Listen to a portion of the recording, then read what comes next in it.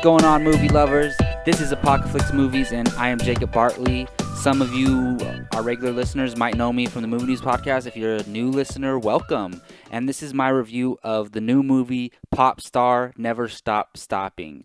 Before I get into my actual thoughts on the film, I just want to give a little bit of background. I'm going into this movie before I watched it as a huge fan, recent fan. I only got into their music about a year ago of the Lonely Island. For those of you who don't know, it's the members of Lonely Island. The leader is Andy Samberg, and then he does it with his two best friends. They're not as well known, obviously, but their names are Akiva Schaffer and Jorma Tacone. Weird names, but they're all great. Obviously, Andy Samberg is the leader of the group, and he's more well known. But yeah, I'm a huge fan of their music. I think it's so clever and so funny and has like great social commentary in most of it. So that's my background going into this movie, and that's my main point in this review is if you're a fan of The Lonely Island, you are going to absolutely love this movie. The comedy is the same comedy that's shown in their music, the style of the comedy, the exact same, and maybe even better, but it also has new stuff that I think new viewers would like. So let's get into the positives of the film. First, if you don't know the movie at all, it's a mockumentary, which is basically it's posed as a documentary, but it's making fun of documentaries, and that's why it's called the mockumentary. And they're making fun of like divas and pop stars in the modern era, and Andy Samberg plays one of these pop stars named Connor For Real, who was part of a group with his two best friends. They were called the Style Boys, and two members from Lonely Island plays two best friends in the movie.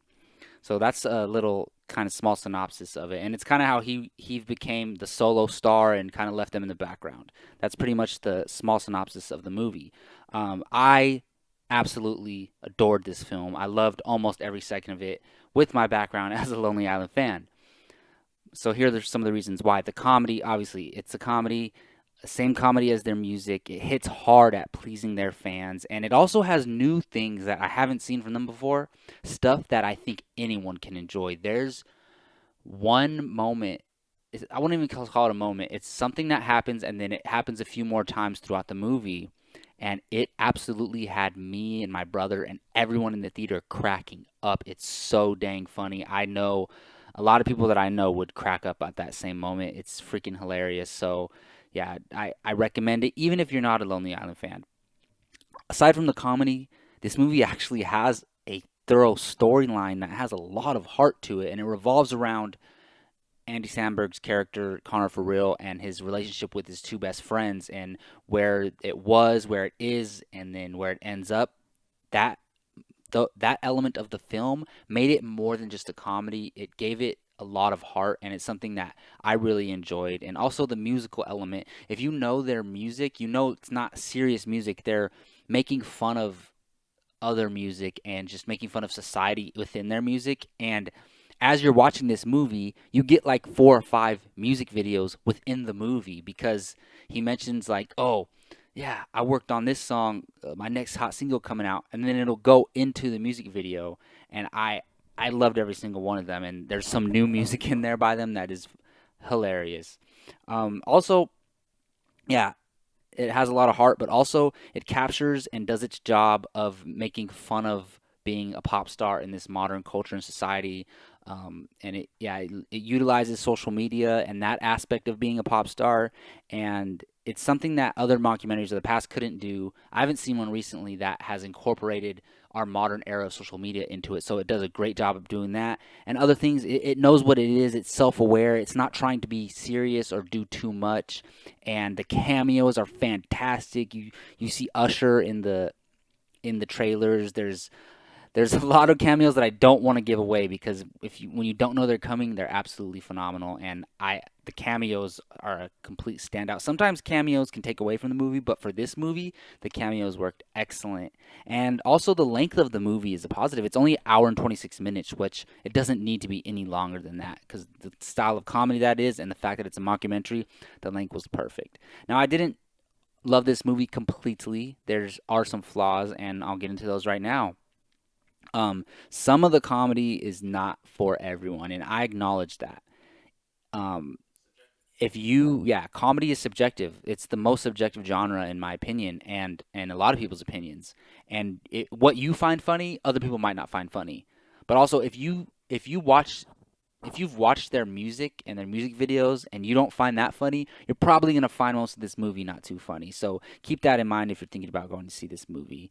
And I noticed, I've talked to other people and asked them if they're Lonely Island fans or Andy Samberg fans, and they say that that comedy doesn't work for them. So those friends that I know that that comedy doesn't work for them, I wouldn't recommend this movie for them. And also, there's even a few jokes in this movie that don't work for me as well, that didn't work for me.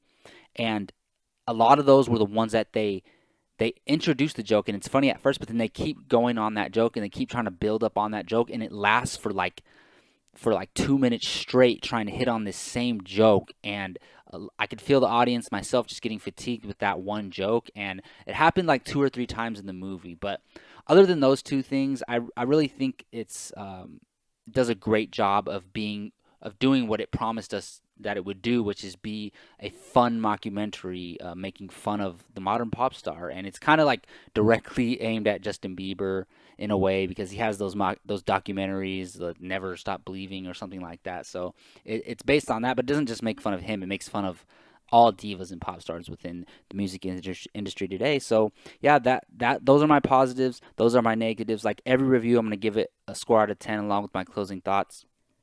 Just even if you're not a Lonely Island fan, go see it. Unless you totally hate them, then you probably shouldn't see it. But if you don't, then I would go watch it. I guarantee you there are certain things in this movie that will make you laugh your ass off. I know it will. There's things that they make fun of that work so well. With that being said, knowing my background with them, the Lonely Island group, I give this movie an 8.5 out of 10. It it was damn near perfect in doing what it promised me it would do from the trailer. So I really enjoyed it. 8.5 out of 10. All right, well, that's going to wrap up my review of Popstar Never Stop, Never Stopping. I want to thank you all for listening. My name is Jacob Bartley. You can find me on Twitter at Jacob Bartley _, on Instagram at Jacob Ryan Bartley, and on this YouTube channel. Please subscribe, hit that like button, comment, let me know what you thought of Popstar. If you're going to see it or not, did you like it? Did you hate it? Are you excited to see it? Are you going to go hate watch it if you're not a fan of them? Let me know in the comment section, and I will try to get back at you. Until next time, you all take care.